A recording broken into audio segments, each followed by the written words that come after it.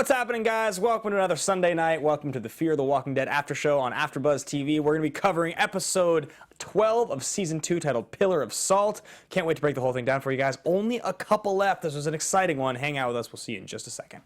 You're tuning into the destination for TV superfan discussion, AFTERBUZZ TV. And now, let the buzz begin. En vogue, en vogue, en vogue. 1, 2, 3, 4. What's happening, guys? Just because it had a little bald Brit in it. Yaz! This is Yaz, the famed... did you say they were called Yazoo originally? In the UK, here's a pop fact for you, quite literally a fact about pop. In the UK, they were called Yazoo. Oh. Yazoo! Yaz was an artist very later on. So, Look at that. there you go, completely useless information for you. A band who had a couple of great songs and and a they lot did. of songs that others don't know. But I know this one and I Don't know Go. Only You, which is my favorite. Yeah. Okay. But I do love this song titled Don't Go. Guys, this is the Fear the Walking Dead after show on AFTERBUZZ TV. We are nearing the end of season 2. It's been a long journey. We're getting down to some pretty intense conflict. We're gonna see some stuff resolve itself obviously in the next couple weeks here. Only 2 more weeks. Only 2 more episodes, guys. 2 more weeks. We're gonna break the whole episode down for you. I'm your host, Ben Bateman. You can find me at Ben Bateman Media on Twitter and Instagram. If you want to follow my lovely co-hosts and panelists here, we're gonna start with Ashley Chatman. Yes. Hey guys, I'm on Instagram, Twitter, Ashley_Chatman. I'm Simon. Did you forget where you were Yeah, for a yeah, I was second? like, what's my name? You can find me on Twitter, this is very smooth, and Instagram at Showbiz Simon. Very good. But his Thank you. But his stage name is when he's not working. It's Was it Turkey? Big Turkey Thighs. Big Turkey Okay. Thighs. Oh, that was the one? I thought it was something else. Oh, I that have was your many. He has stripper so name. many. You have Yeah, a stripper stripper name. Yeah, yeah. Big Turkey You know Thighs. me, my stripper names. Yeah. So, guys, as you're watching or listening, please help us out with a review on iTunes. It helps us stay high in the standings and provide free content. We will always continue to provide free content as AfterBuzz TV, and to do that, we need your help. So if you can leave a rating or review, YouTube, comments, things like that, it is very helpful. You can also follow AfterBuzz TV on Twitter at AfterBuzz TV. So let's get into the episode, guys. We start out with some stuff at the Colonia. It's dissolving, it seems. People are leaving. We have a family that takes off. And Alejandro is getting spooked. He's getting spooked that the cult, his cult, is dissolving. Yes. It's unraveling at the seams. They're not drinking the Kool-Aid anymore. They've stopped it. Or the pea. Yeah, he's losing it a little bit. Yeah, He's burning up. There's a lot of. I mean, we've seen this sort of. When we've talked about this on the show a few times, we're seeing a couple of people We're seeing a couple of leaders emerge. For a while, there were no leaders. Everyone was kind of like, scattered. Now we're seeing a couple of leaders, and I think we're going to see sort of within the survivors that we followed now, I think we're going to see, obviously, Madison is taking control within the hotel. Yep. Alejandro's been in charge of Colonia. That looks like that's going to change because, obviously, there's him and there's people who want to go to, to other people to talk about their problems. We're seeing a little bit of dissension there. And then also outside, we're seeing the threat now from Marco and his gang. Right. So I think we're looking at 3 or 4 potential leaders. And, of course, we've got the loose cannon, the mother of the bride. knife Eileen, wielding. who has just totally... okay. Strand Right. did kill her daughter. Right. True. But she was also a zombie. A zombie. She's like, I'm going to stab you and go back to my room. Yeah. Yeah, it's pretty much what It was happens. like, room service, accidentally stabbed you. I know. Yeah, that was harsh. But yeah, I think there's a lot of people kind of just fighting for not just survival, but survival of the leadership at the moment. Well, yeah, I mean, it took, how long did it take in the original show, in Walking Dead, for things to really shake out where you had distinctive leaders and groups and those storylines? It's still relatively early in this story, so it makes sense that we're just starting. Also there we saw, I know people complain sometimes about, comparison between the two series, but it's season 2 where we started to see, some real conflict, with the threatening leadership of Rick's group. So, we started to see that in season 2 of that show and season 2 of this show. Yeah. So, it's interesting to see that parallel. I think it's a little different because we are still expecting, I think, for some groups to come back together. So it hasn't been that, very for sure solidification of this is the head of the group and this is our group. It's it's kind of hanging in the air, especially we saw from this episode. There could be some, reuniting happening between characters. And so it's all shaky and murky. But I did like how, even though I felt like they were a little murky with how they kind of tried to bring those, draw those lines back to each other. But all in all, so was the family leaving, was that in reaction to what happened to Luciana's brother? Or is that what we're assuming? No, I think, I was originally thinking, well, maybe the daughter was ill and they didn't want her being there and then, perhaps turning. But I think it's just a case that they start to see that Alejandro is losing his control, and I think they just want to get out, and I think they realize that perhaps now, obviously Marco is kind of pissed off about kind of the deal that he's getting, so he's realizing that all the good stuff is elsewhere. He's kind of wanting to make his move, and I think they were kind of like, well, maybe now is the time to make the move and do that. And I think with Alejandro, he's not worried about so much losing control. I think there's something that would have gone on in the past between Marco and him, and either Marco's going to come and pull the curtain back on whatever's going on with Alejandro, and perhaps the bite as well, and then obviously if he loses that kind of magic, behind the curtain kind of mystery, Right. and he doesn't really have a lot. So I think that's what he's concerned about, and the more people that he loses, the less chance he's going to have of potentially, maintaining that leadership and maintaining the group as it is at the moment. I think that's the concern, really. I guess I just wasn't really seeing a strong enough reason for people to just start fleeing. Because if Yeah. you think about it, this place is kind of like a fortress. I mean, it's not completely impenetrable, but they have food, they have water, they have resources, they have medicine, they have a community. Yeah. And it's family oriented. It seems like they all are, for the most part, one for all and together. So it just seems weird, like especially with him having a young daughter who I get she's ill, and maybe Yeah. they're trying to leave so that they can get her the help that she needs. We don't really know what's wrong with her, but it just seemed like that would be kind of the worst decision to make at this time. But it's also extremely dangerous. Francisco is part of that close circle around Alejandro and everybody else. So he kind of knows that things are turning to shit a little bit. Right. And he might be going, actually, he is might not the know bee's something. knees. Yeah, so he's kind of like, well, we know it's going to collapse soon. So do I get ahead of the collapse and take my family out? And because I think they realise now that everywhere's kind of screwed. Right. Yeah. So Definitely. they're kind of like, do I want to be screwed behind the wall or the other side of the wall where there's more room to run away? I don't really know. I think Alejandro realizes that too, and I think when he's in that position of power with the people in the community, I think Yeah. there's this part of him that sort of sees it dissolving. And it's more like the world out there is terrifying. People are deciding to follow sort of faith because there are undead things walking around. So it's not a world that they knew before. So they're sort of willing to follow me. If I lose that power, I just become one of those people. Yeah. Yeah. And I think that's what he's. So I think there's that, and then in the middle of this we have Nick's relationship with Luciana, which is like. I can't decide if I like it or dislike it, to be honest with you. There's part of me that, like, when she's like, I'm the boss, and then they start making out, you're like, Kinda oh. kinky. Yeah. Yeah.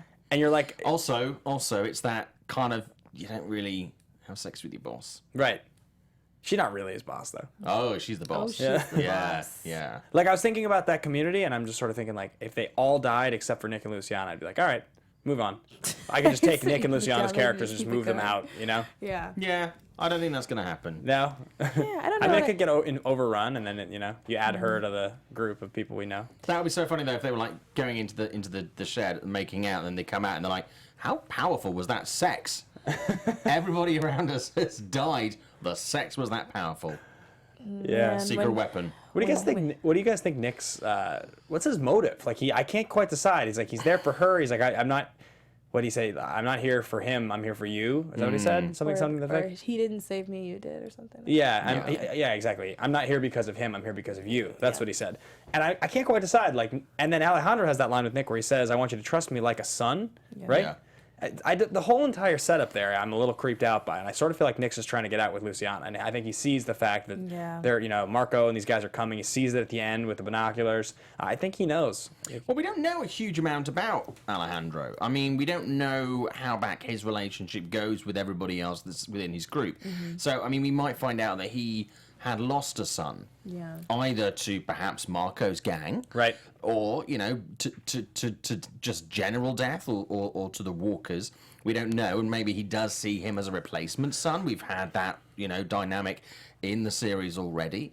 He could be that. But I think they're all just looking for an ally. Right. And because he's obviously come in from outside, he's probably the closest you get to a neutral and the one that you can mold into your kind of thing. And also, he's the only outsider. Everybody else is obviously Mexican from Mexico. They're all part of the same community. Yeah. They're going to get this gringo, or what was it, gringuito they keep referring to? Gringuito, yeah.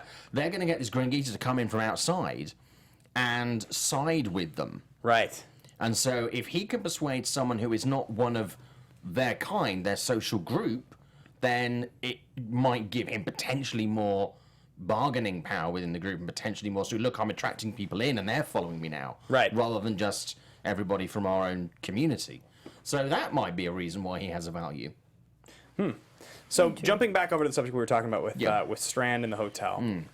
He gets stabbed. There's a whole entire commotion about what we should... and Madison becomes Rick Grimes then. Ironically, when he's saying about being careful... Yeah. And I'm just like, don't open the door. Stabbed. I know. You knew something bad was going to happen, right? Yeah. As he walked towards the door. It's classic TV. Yeah. Classic TV. Classic MacGruber. So he's walking towards the door, and he gets stabbed. And then as they're dressing the wound, or trying to, Madison just fully goes into Rick Grimes mode. Like, to the point... We had seen her do it in a previous episode, but the way she was talking, right? If anybody raises a hand to anyone else, they're out, right? We lock her up indefinitely. She's dangerous. Like, this is like, it's inevitable that a character in a story like this has to get to that point. Yeah. It's just that early on, I think we weren't quite sure, was Travis going to be pushed to be that character, or was Madison going to fully become that character? Well, I think she realizes that because there's obviously there's the two groups, there's the hotel staff and there's the people who were, part of the wedding party. It seems to me that even the guy who's now obviously recently lost his wife, because Strand finished her off, matron, it's a case of, they're like, oh, well, maybe we can do this, and someone's got to come in and go, no, I know this is part of your group, but you just need to wipe the mud away from your eyes and see if anybody does this, whether they're with us or with your group, anybody in, right without any separation within the group, anybody does this, you're out. Was she? Because nobody's laid down the law. Was she a part of the dinner that they had at the very end of the last episode when they all sat down and had the dinner? The mother? No. She No. wouldn't join Oh, them. no. She wouldn't join She them. wouldn't join them. Okay. The people who didn't join were the mother And then the husband. Right? and then the husband. Yeah. Because the husband was upstairs guarding his zombie wife. There's definitely a theme that they play on in this storytelling. It comes from Carol originally from Walking Dead, and then you see it now reflected a bit more, is that the older female characters in the shows like this, they set them up, I think, with a little bit of like it's raw power, it's brute force that sort of like survives. It's wit, obviously, but the ability to protect yourself. And like the fastest, youngest people tend to be the ones that have sort of like the edge in this world. Yeah. So I think it's interesting that they set up that a middle-aged woman would be the one to like lose it in that situation, because she loses her daughter, and then it's like do you know what I'm saying? I think that's kind of like they flipped us the expectation with Carol. That's originally how it was. She was the middle-aged woman who was like the battered, beaten character. She ended up becoming one of the strongest. It can go one way or the other, right? But she gets sort of outshined by all these other characters, all these like young, nimble people, and she's like, she's like the older woman hiding in the hotel room that loses it. I just think it's like, you wonder, is that just that character choice, or you wonder, is like, if you were going through the list of possible people to give that role to, is that just the obvious choice? It's the mother that loses a daughter. I mean, I don't know. I think it's just kind of the cards we've been dealt with, the characters that we have, and we saw the exchange between Strand and the husband in the last episode. So I mean, I think that that tension was definitely there, and I think it's there for legitimate reasons. Right.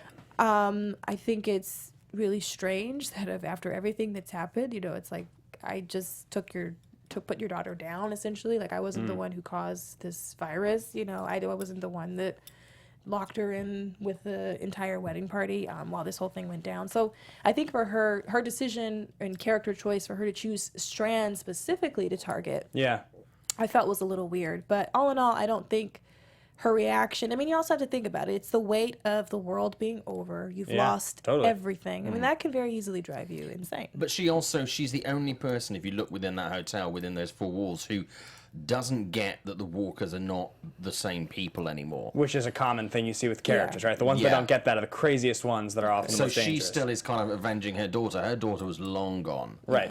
But she still sees that kill as killing the daughter rather than what the daughter's become. She's not having that one degree of separation. And she just went with a single stab, so it was like an impulse, anger, fear stab, as opposed to like a stab, stab, stab, a shank, shank, shank, which would be like, she's got to go. Oh, yeah, and as soon as she did it, look on her face, like, oh, right. shit. I thought she was trying to attack Madison. I thought that she just didn't look and just stabbed. Madison would take her down. Yeah, very true. But it felt like, how did you know he was going to answer the door? You know what I mean? Like, right. It just didn't seem, I don't know. It felt just too convenient. I think there's pretty much everybody in that room she would have quite happily stabbed. I think if Madison had answered those, she may have Apart from the stabbed. son-in-law. She may have stabbed Madison. Yeah. So after Strand gets stabbed and the gang goes on this mission for meds for him, Alicia ends up having a moment with Strand, which is actually kind of a nice moment. Yeah. As she's talking about, she took care of herself and she helped her brother with withdrawals and her dad. And it's actually earlier when Alicia is talking to Hector, right? She says, I miss who he was, not who he is. So there's definitely this dynamic with her brother where she's sort of willing to let him go. Yeah. She seems to be very willing to let him go. And in her conversation with Strand, I liked that moment where he's like, well, maybe she doesn't see you. Maybe you need to make her see you. Which is obviously, we get that great ending. Yeah. I really felt for her on the roof at the end there. I thought that was great that she said that to her, Yeah. I've always been here. I didn't go. I didn't change my mind. And she's like, oh, you don't understand. And your child's always your child. She's like, I'm your child. Yeah. How do I not understand? Well, it seems to me that Nick is her Achilles heel. Yeah, totally. Whatever it is, even, 1 minute she's badass, super focused like she was in the hotel, and then as soon as like, oh, my son's alive, she just kind of, she goes totally into, she's like into like total soppy mother. I've got to save my cub. And she says, your child is always your child. And it's kind of, she seems to forget that her daughter, that would apply to too, but she's kind of like, I think she sees that Alicia can look after herself. Yeah. She can handle her own shit. She's in control in her situation. And I think I think Madison feels the way towards Nick because she knows that even when he appears to have it together, he, as Alicia was saying, he left us. He walked off. He's the unpredictable one. And I think that's why there's a connection with Madison. And she does feel the need to continually throw him a lifeline. And you know what? I also thought, too, because Madison is a very strong character. He's very used to being in control, having power, having a say. And I think that with Nick, it gave her a little bit more purpose in some ways, like with having him deal with his drug addictions, especially after her husband dying / committing suicide. That's still kind of murky. But I think she's always really been used to like being the savior, being the one that comes in and just saves the day. And I think that Nick gave her a lot of that purpose. Yeah. And Alicia, of course, she loves her daughter, but she's always been able to, self-sustaining, She's always been able to take care of herself. She's always been the good child, and so to speak, who she never really had to do a whole lot of parenting and saving. So I think it might also be a little bit of that. I think Madison was just so used to just being that one who just comes in and just saves everybody. And she sees it with Alicia. It kind of takes a little bit of her fire, a little bit of her power away, too. I think also Alicia kind of feels that Chris can take care of himself in his kind of own little fucked up kind of way. I don't think she really even cares at this point. I think not that she doesn't care about him. Do you think there's an underlying thing where she's kind of like, well, if he's out of of the way, picture, then I maybe? maybe might be able to get some of my mother's attention. Is there a bit of that as well? Yeah, maybe. I think so. I wouldn't be surprised. And also, I think it's the, it's kind of like with we see it a lot in movies and TV shows where there's siblings, where one leaves the family and the other one's kind of forced to stay and take care of the family. Right. And they have to give up their dreams, their goals. And then the other sibling went off and pursued whatever they wanted to pursue. And they come back and like, you weren't here. You didn't put in the time. You didn't put in the work. Right. I made the right choice. I chose to stay. And I don't really get any gratification or reward from it at all. So I think it's a little bit of that too. She kind of feels like, look, Nick has been effing up this entire time. I chose to stay and I chose to make this work with our family. He didn't choose us. But even still, you're not seeing me. So. Yeah. Well, we see almost the flip side of that when we see the flashback conversation between Ophelia and her parents. Yeah. Right.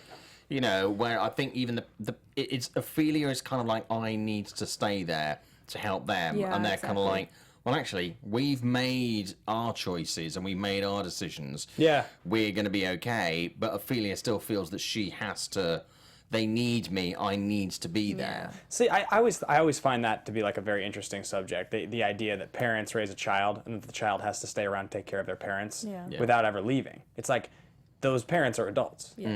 Just as the child one day will be an adult. You have to be able to take care of yourself. You aren't living in the world if you can't take care, unless you have a severe disease or have to have a family member take care of you, which does happen, obviously. And then in that case, I take care of my parents in that case. But like, I always find that interesting, the dynamic between a child that has that sensibility that I have to be there because my parents can't take care of themselves. Yeah. How's that possible? They raised you. You were in diapers. Of course they can take care of themselves. Yeah, but sometimes parent situations does change. Yeah, right. They get older, does. sure. Yeah. And I think also too the way you're raised. I think sometimes because a lot of families believe in just you staying close and you staying a part of the family. So I think that there's also a little bit of guilt that they put on of, you're not going to leave. Well, just culturally. Yeah. True. Culturally from, sort of Hispanic families and, Jewish families, Italian families, there are some cultures where there is this thing where there's not the thing of, you have to stick around and look after me, but it's kind of like your family, so you don't really go that far away from your family. You don't move away. Family's family. You stick together. Implicit or explicit. It's definitely the case that there are people that have that idea that my family is the most important circle in the world, right? Like I ride and die with these few people. Every day you talk to your family, and then there's other people. I love my family. I talk to my family frequently, but I don't talk to everyone. Yeah, they wish you wouldn't. They wish you'd stop Yeah. calling. You're very needy. So. Yeah. So anyway, you started to jump into the Ophelia flashback, and we'll touch back onto the Meds mission in a second here. But we got Ophelia. She just sort of showed up randomly. I thought that, to be honest with you, Ophelia's scenes in this episode felt very out of place. I didn't really know what they were doing in the episode because she doesn't interact with anybody. Yeah. None of the stories that we're actually watching have anything to do really with her. I mean, there are parallels you were talking about with Alicia's conversation to taking care, like that parallel. Yeah. But I mean, you're looking for that parallel. Yeah. She doesn't interact with any of our characters. We just get flashbacks on her driving in a truck. It seems like an odd place for the... And we didn't really find out what her purpose was. Like, why was she... Because I guess, was that the truck that... Was that... That's the truck. one that they- that was the yeah, truck. she took from the So hotel. I She guess left with it, yeah. I guess we figured that out, but we don't really find out her motivation. Why? She goes to, I guess it's that inn tavern place, Poco Cielo, which is a little heaven. I guess, was that where She got engaged. she got engaged? Yeah. So, yeah, it did feel a little bit out of place. I thought at the very end we were going to find out, okay, maybe is the fiance miraculously alive? Or, Right. did she get in contact? Because it just seemed like she left so abruptly, and I thought that there was a good enough reason for it, but I guess we just didn't get that in this episode. Here's my theory. Yeah. I think that the reason that she left was basically because she thinks that the group within the hotel would be safe and have everything they need to survive. So to them, that was kind of their safe haven. Yeah. So she was kind of go, I have my own agenda. Yeah. I need to go, and obviously, with the death of her father, a few episodes back, the first half of the season, we assume, of course, that he's dead. He's probably dead. I think he's dead. I think he's dead. We can So wish and hope. she's basically, with all these memories, of the engagement of her mother, etc., etc. I think she's tracing kind of like a mental treasure map. Yeah. To get back to either where her mother is, to see if her mother's still alive, to find out if her fiance is alive, that kind of thing. Because she's heading back towards the border with America. So we know that she's on a transit. She has chosen a path, whatever the reason is for that, and it just appears to be that she's ticking off some boxes in this memory train of hers to either get to a place which she feels she can make home on her own, or that she can get some kind of resolution. Well, we talked last week that the story will go back to America. She's the first character that it appears is going back to America. So she's perhaps going to New Mexico. So then, are we assuming that she's like chasing ghosts, or that she's losing her mind? Because we know that her mom's dead. I don't And think I think did she mention already that her fiance was gone? Did he die, or? I don't think she said he died. I think he left, or she decided not to marry him. She decided not to marry him, right? Or Okay. I was engaged once, she said to Strand. Yes. Yeah. But we don't really know if he's alive or dead. So I think she's going back on a kind of there's a reason at the end of this journey, whether it's a resolution or something else. Yeah. Some unfinished business. I think she might be on that track. And then once that's done, maybe she'll rejoin the group, or maybe she'll just go, Yeah. to hell with it, I'll stick in San Diego. She's on like a vision quest right now. Yeah. Driving across the country. Yeah. She's like kind of like, she's pulling like a Jack Kerouac. She's getting in a Thelma truck. without Louise. Yeah. Yeah. Soul searching. Yeah. Again, but you Sticking Tom Petty on the stereo. Yeah, you didn't have any issue. Cameron credited that in 2 movies. It was good in the first one. Did you did you have any issue with those scenes in this episode, or did you think they were fine? I thought they were fine. I think what we're seeing at the moment, we're seeing a lot of hole filling. Yeah. Backstory, and I think this is going to reach an arc where we're going to see a narrative come out of it in the next couple of episodes. Yeah. That I think we were saying this to you just before we started the show tonight. But I think we're going to see a bit of clearing house. Yeah. I think we're going to see a clash and some clearing house, and I think this is going to be part of that narrative, which is going to lead us into not just the end of the season in season 3, but I think it's going to be an arc that we see pushing forward and a big change of faces. She can drive to America and be gone. I mean, they can just write her out of the show for now and bring her back later. She can just show back up. In It would 6 be a episodes. waste of a good character, though. Yeah, You see, we've also seen her in these flashbacks. You know, in the flashbacks that we saw when she was with her mum or when she was with the fiance, she was wearing girly girl clothes, dresses, etc., blouses, cardigans. I am offended. You know, well, no, she was wearing just very, you know. But now we're seeing her wearing shoes. She's wearing boots. She's wearing jeans. You know, jeans. She's wearing, you know, vest tops. She's moved, manly stuff. But no, she's moved from being this feminine Ophelia, right, to being commando. Right. I'm on a mission. Yeah, Ophelia, and she's siphoning gas out of a car. Which is why I think she's. I mean, we'll talk about it especially later, but I think she's becoming Carol. Yeah, okay, you do. I think she is because she's making this transition, and I think she's heading towards whatever it is. Yeah. And I think that's her goal. She's transitioning from being the feminine side of a character to the doing. Right. Sort of male, sort of strong. Almost macho, kind of becoming her dad. Yeah. In the relationship with the mother and the father. Yeah, I mean, that makes sense. That makes sense. But to be fair, I think that anybody, regardless of male or female, they're forced into this position. I mean, even within The Walking Dead, it's not a lot of people who are really astute and wearing like fine clothes or, you know, girly girl clothes or anything like that. Everybody is kind of going through a really rough time, and they're forced to make those rough transitions. I mean, Madison slightly changed her clothes and stuff like that, but we haven't. I mean, we obviously She got a hair dye a little bit. Yeah, we see Alicia, but she's like wearing her bikinis and stuff, doing surfing and stuff like that. So I think as far as a clothes transition, we are seeing it more with Ophelia than we're seeing it with anyone else. But you know, I'm just hoping Strand's gonna slip on a little black dress, head down for dinner, and you know, rebalance that a little bit. He'll survive. He'll survive. That montage was funny and like sort of out of nowhere. It's weird. I don't expect montages out of Walking Dead shows. Like And like with the music, happy too. music montages. Yeah. Let's set up the hotel, the ice maker. Awesome. Let's go fishing. I know. Like we all thought like when they were fishing it was just gonna be like a zombie, right? I did think that. Yeah. And then they all go and throw it back. Yeah. All right. So we talked a little bit about the meds mission a little bit, but let's actually look at what happened there. Yeah. So it ends up being. I think we can safely say not successful. I mean, they Entirely. made the trade. No, they did. Yeah, it's kind of half the job though. They did piss off the bandits though. So you have a brother that left to go stay with the bandits. Yeah. That's the brother to is it Hector and their mother, His aunt, right? their Yeah. aunt. And then you had Madison, and they show up, and we kind of have this like awkward exchange. Did you guys find that at all odd? They asked Oscar, is his name, right, to stay outside. They wouldn't let him in. Yeah. What was that it about? was. I think it's because he's. A male, and he was stronger or something. Well, I don't think because he's not the known entity. Okay, but they don't know Madison. And obviously they've had previous issues obviously with Nick. Yeah. Well, last time Nick went in, Right. you know, he kind of caused a scene.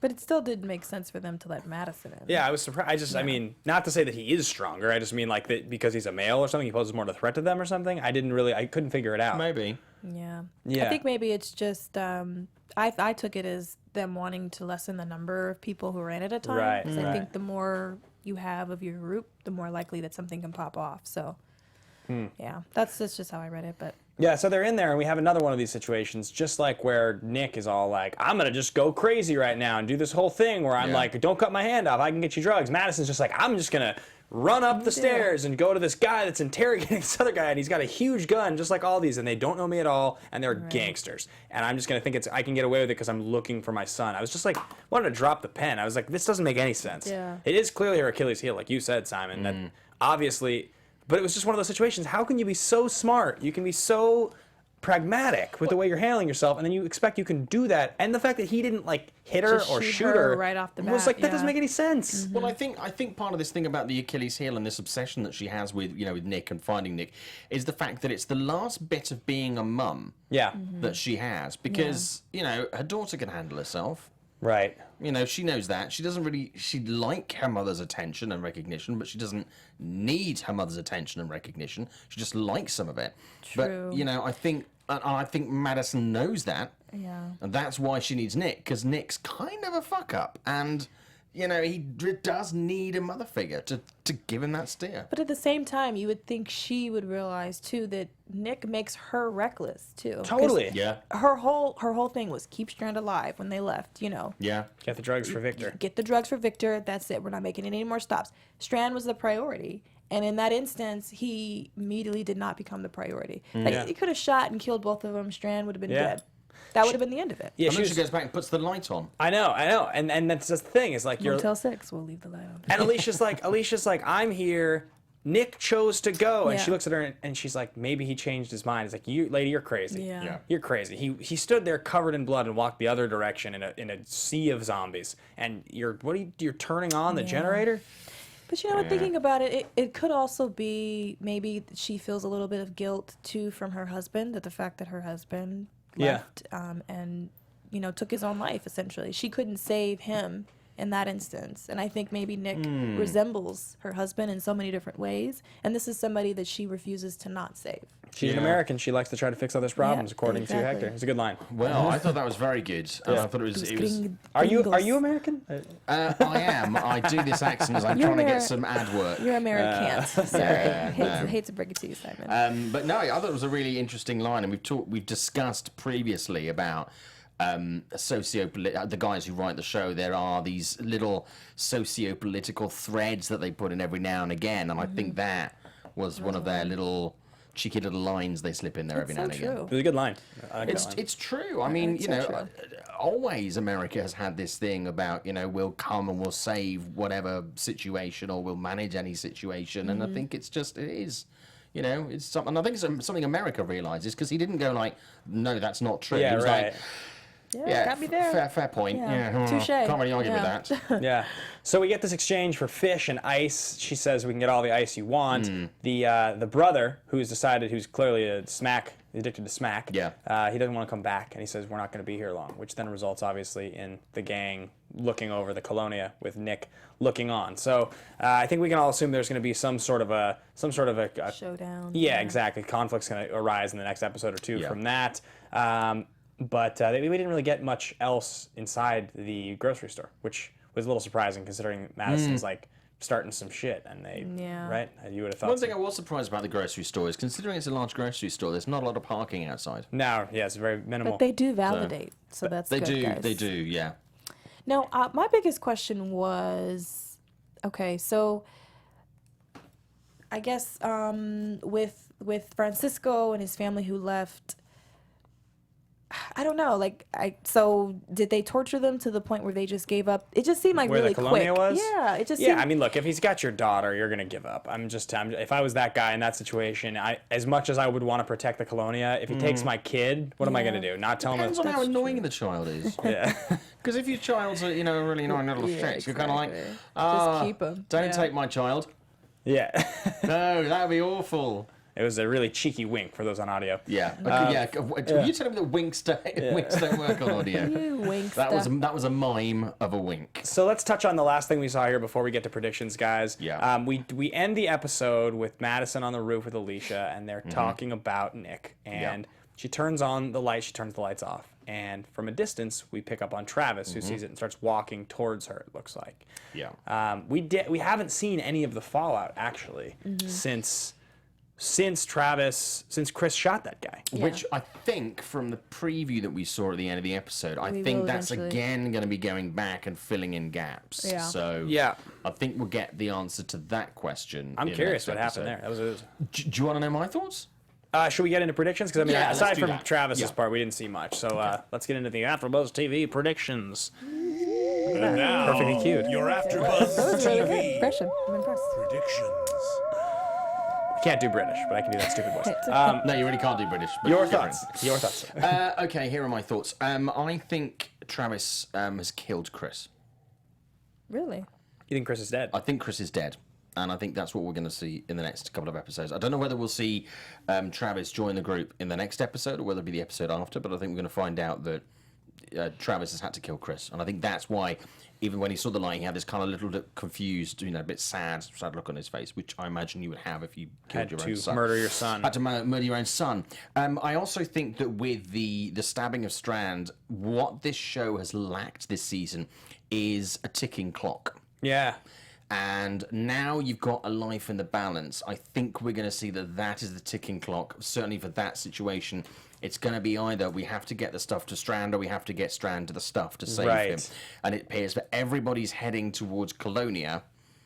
And I think that's where we're going to see this. Did they get the drugs back to Strand though? They brought the drugs back from the. Yeah, but I think we're going to find out that he needs more than that. I think that might be enough, but I don't think there's enough in the hotel and what they brought back to do. Because we already know that Marco's going to get tighter on the trade, and they're not going to be there anymore. Yeah. So they're going to lose the chance to trade off on this.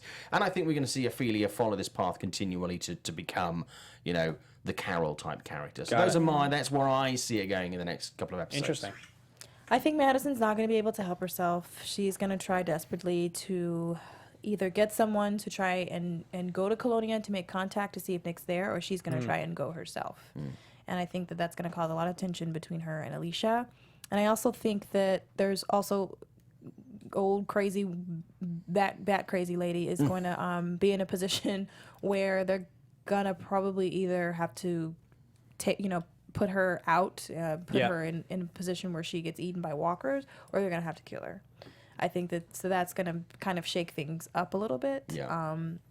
And so what that means for them, I don't know what I feel about Chris. I think he might possibly leave with the bandits. I think it might just be a situation where they just sort of split their separate ways if he makes it to the end of the season. I'm not sure, but I don't. You think I he'll don't go quite know. with the preppy kids? I think he might just go with the preppy kids. I think he's going to realize, kind of similar to Nick. I think he's going to realize that his dad is no longer his people anymore, and that he needs to just go with who he feels most comfortable with. Interesting. So I think that's going to be the deal for that. I don't think Strand is going to die. I think he'll be fine, but it will be kind of like the ticking bomb of will he, won't he? Will he, won't he? And then, of course, Colonia, I think there's going to be a lot of fallout there, and I think we'll find out who Alejandro really is and the whole bite situation. But I do think that Marco and Alejandro have a history together that he's trying to keep under wraps. I think that the mother, away, Ben. the mother definitely dies by the end of the season. She gets taken out. I go a step further. I don't know that Travis necessarily kills Chris. Travis kills all the frat guys, is my prediction. He kills all three of them. He's forced to actually just murder. Because I think he's going to be in a position where that's his only way of survival. And I wouldn't be surprised if Chris dies somehow in that exchange. Maybe he has to kill all four of them, but I would more likely think that it gets kind of dangerous, and maybe Chris is held captive and he's bleeding out or something. And Travis, that's the feeling I get, is Travis is going to have to just go full on, just like interesting mode. Nothing that he thinks he's capable of doing, and that's going to be the thing that kind of breaks him. Because the preppy guys think that Chris is loco. Yeah, or something. There's something not right in that group, because we saw in the preview that they talk about you're not going to kill us or something, and it's just like that's what I think. Yeah. And I think Strand's going to be okay. He's too good of a character. They wouldn't get rid of him. I really honestly think the only untouchable characters on the show really are Strand, Madison, Alicia, and Nick. They feel like they're the four that are going to survive this show, and I could see any of the other characters dying. I can't see those four. I can't see one of those four characters dying. What about you guys?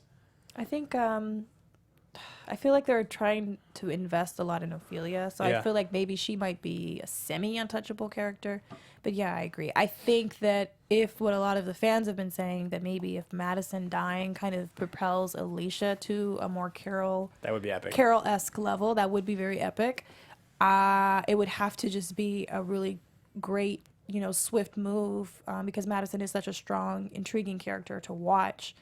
But I don't know if that's likely anytime soon. That might have to be a few more episodes, maybe a season or two into it. I think we are going to lose a major character, because I think we're going to see a major narrative shift very, very soon. I think we're going to see it towards the end of this season, or ready for the next season. I think we're going to see something that is really going to change the game. Yeah. Because we said this last week. I don't quite see where the show is going. Yeah. And I don't mean that in a, I can't guess what they're going to do next. I'm like, they need something to Yeah, give it a needs, swing. it needs a direction. And I think it's going to need a really sharp turn. Yeah. A kind of like a holy shit kind of turn. And I think that's what we're going to see. And I think that is going to pivot around the death of a major character. Yeah, that's true. So I don't know who it will be, but I think we are going to see that. And that makes sense because that would be strong enough because we've seen Ophelia kind of lead the path back to the U.S. Yeah. And so I think that with a major death like that would cause people to just completely jump ship from Mexico and be like, okay, we got to get back to the States. What happens in Mexico stays in What Mexico. happens in Mexico stays in Mexico. Apart from gonorrhea. Any That will follow you home. Oh, low blow. You've called your Carol Watch for the night as Ophelia. Yeah. And I'm going to jump on board actually and say that based on tonight's episode, I agree. Okay, I think, thank you. I think I do pivot between Alicia and Ophelia. They tend to be the two. But I think, and because Madison's not a Carol, she was always too strong of a character. I think that it is Ophelia for right now. But Yeah. but I mean, Alicia's getting stronger and stronger. Yeah. She She is, is. but I don't know whether she's going to become stronger in a Carol way, Yeah, or right. whether she's going to become, Yeah. just strong as a strong independent woman and perhaps step into the Madison role. Maybe Madison will become unfit. Yeah. Yeah. I'll go with Ophelia. At first, I was leaning more towards Alicia just because we really kind of got whacked in the face with the fact that she feels like she's been alone and that she feels like she kind of has to fend for herself and that her mom isn't really emotionally connecting with her the way she wants to, and that kind of isolates her in a bit. And so I think she's fighting now to be more visible. But all in all, I feel like Ophelia kind of stole it with just hearing her story and backstory and seeing how she's moving forward. Fair enough. Yep. All right, guys. Well, thank you so much for tuning in. That's going to pretty much wrap us up for is. tonight. We have 2 episodes left this season. 2. 1 next week, the same time, same place. And be sure, of course, to check in at the end of that episode next week to know exactly when we will be taping the following one because it's a double long episode. It's 2 hours long, so we want to make sure that you guys can watch that live. Thank you so much for tuning in. Once again, if you guys want to find any of us, you can find me personally at Ben Bateman Media. Hey guys, Ashley here. Check me out on Instagram, Twitter, Ashley_Chatman. Thanks for watching You tonight. can find me on Twitter at ShowbizSimon and also Instagram at ShowbizSimon and Facebook, This is Simon Thompson. Done and done. Thanks, guys. We'll see you same time next week. From executive producers Maria Menounos, Kevin Undergaro, Phil Svitek, and the entire AfterBuzz TV staff, we would like to thank you for listening to the AfterBuzz TV network. To watch or listen to other after shows and post comments or questions, be sure to visit AfterBuzzTV.com. I'm Sir Richard Wentworth, and this has been a presentation of AfterBuzz TV. Buzz you later. The views expressed herein are those of the hosts only and do not necessarily reflect the views of AfterBuzz TV or its owners or principals.